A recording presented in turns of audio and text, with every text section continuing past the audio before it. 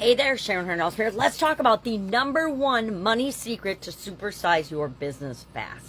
What the heck is it, you're probably thinking? And a lot of marketers claim that they know what the number one money secret is to supersizing your business. But I'm going to tell you right now, this is it, because it is the foundational thing that we all need to pay attention to. And if we're not getting the results we want in our business or in our lives, we want to look at this one thing. What is this one thing? Something that's often overlooked, but has a absolute foundational critical impact on every area and aspect of our life, but especially shows up with respect to finances, and that is our money mindset. I know people don't ever want to talk about mindset because we all think our beliefs are just our beliefs, and they're of course right because they're right for us because they're our beliefs and we choose to own them. But sometimes we need to question our thoughts, our beliefs, our opinions, our practices, the things we say, the things that we do, because they are clearly an indicator, and by looking at our results, what's going on in our brain.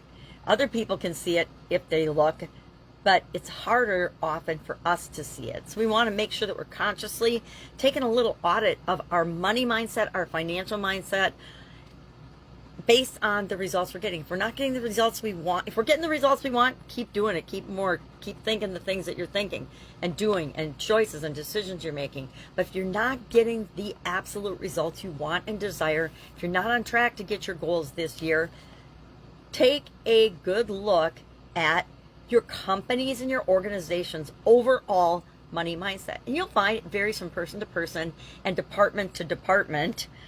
Sales tends to be very optimistic, pie in the sky, whereas purchasing tends to be more down to earth and think money's scarce, we have to decide where we spend it and prioritize, etc. So what and why do we care about our money mindset? Number one, for financial decision making. We have to know our thoughts, feelings, beliefs, prejudices, tendencies, and habits toward money in order to have cash flow to run the business and grow the business and supersize our business. It also impacts our savings and our spending habits. Again, this varies from person to person and area of your company vastly. And part of that is because some departments think they deserve to spend more money than others, right? And is that true? Depends on your organization, your goals, your values, and what you're trying to accomplish.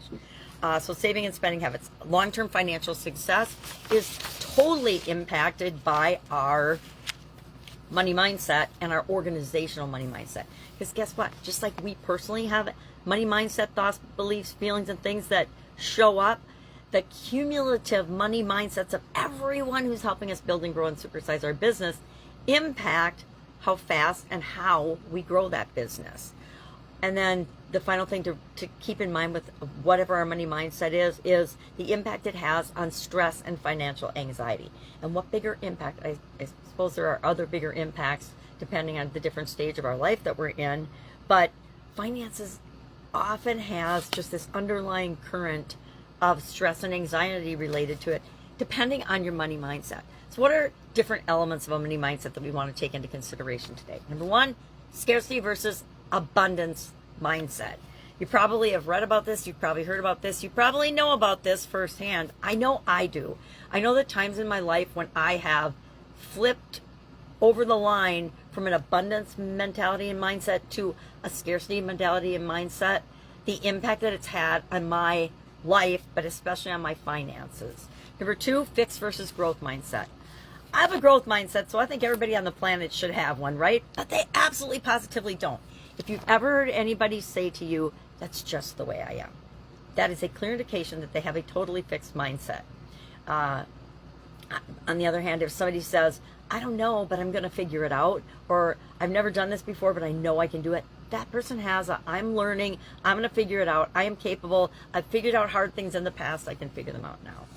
Thirdly, fear versus loss and the willingness to invest. As human beings and businesses, we have a certain level of risk and fear tolerance. And people with fear and loss in their background. And again, in our organizations, it isn't just us, it's everybody in our organization's experience, right? And they're with money and money mindset.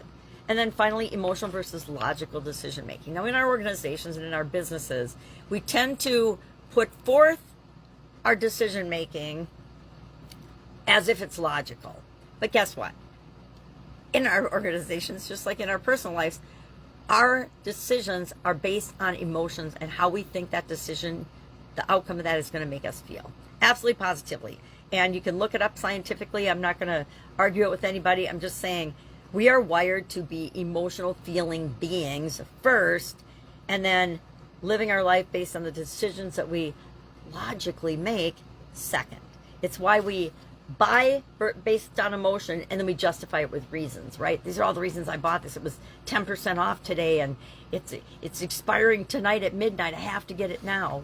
Whatever justifications we do, that's logical, and it makes us feel better about our decision.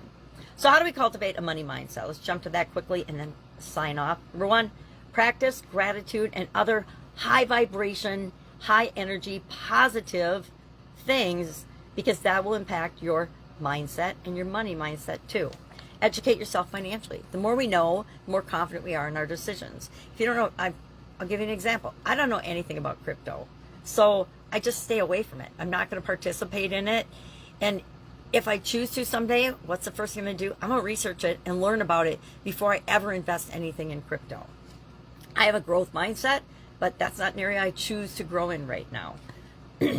Set clear financial goals and work toward them. That's why we set an annual goal and we break it down into little bite-sized pieces so that we can do something every month, every week, every day if it's appropriate for our specific financial goals. Number 4, surround yourself with positive influences, right? And that's not just the people we surround ourselves with, although that's very important in our organizations to bring in the right people with the right mindsets, but what we listen to, what we participate in. I'll admit I've been guilty of just getting sucked into the political things and all the change that's going on in the world, primarily because I love change and the positive change, right? And the change that makes the world a better place, my life better, etc. And so I keep getting sucked into that. And that is, sometimes it helps my mindset, sometimes it doesn't. And so I need to watch that.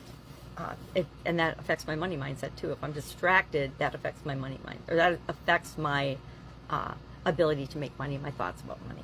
All right. Love to know how money mindset plays out in your organization right now. And be honest, guess what? We have pockets and people in our organizations that don't have the right money mindset. We try to make sure that they are working on that, or in an area that it doesn't matter what their money mindset is, because it doesn't negatively impact the rest of the organization. All right, because we love their skills in other areas, right? We don't care that they have a scarcity mentality. In some areas in your organization, it's good to have that balance. Somebody that's super duper cautious versus people that are just pie in the sky, right? All right, have an awesome day. If I can help you in any way, ask. Otherwise, I'll be with you tomorrow.